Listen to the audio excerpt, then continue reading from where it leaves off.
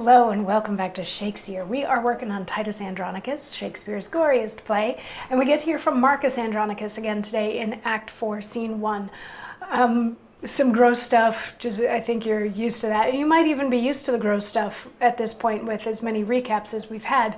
But we are in Act 4, Scene 1, and Titus and Marcus and young Lucius's son, because remember Lucius himself was banished and has gone to find the Goths to, raise an army and come back and fight Rome.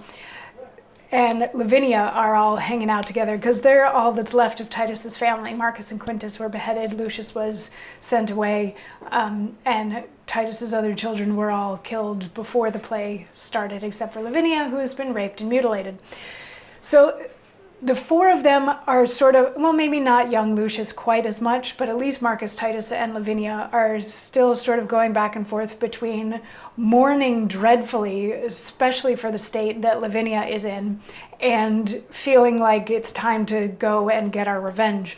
And at the beginning of Act 4, Scene 1, young Lucius was being chased around by Lavinia. She was actually just trying to get at his books, though, because she thought that if she could point out certain stories in the book, she would be able to let other people know what it was that happened to her, because she doesn't have a tongue and she doesn't have hands, so she can't tell anybody and she can't write it down.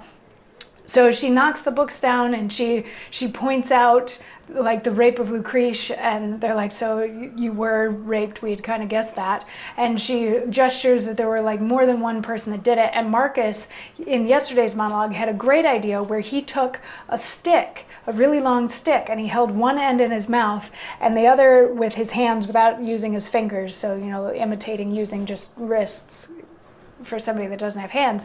And he scratched out in the sand on the ground his name, and then he gives the stick to Lavinia, and she writes in the sand that it was Chiron and Demetrius that did this to her, at which Titus is he's so livid that he has to speak Latin, and he speaks this Latin phrase that basically equates to "Sweet Jeebus, we're just finding this out now." And Marcus replies, "Oh, calm thee, gentle lord, although I know there is enough written upon this earth to stir a mutiny in the mildest thoughts and arm the minds of infants to exclaims.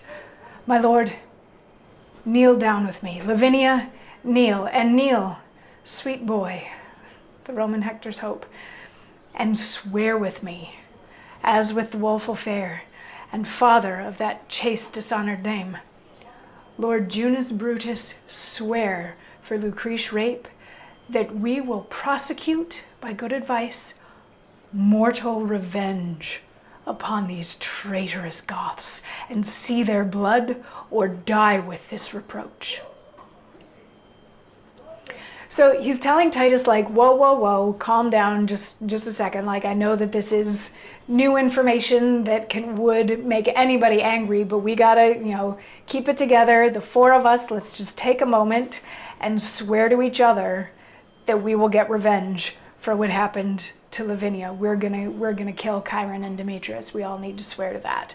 And Titus has a response in the form of a monologue, which we will hear tomorrow. So I will see you then for that. Mwah.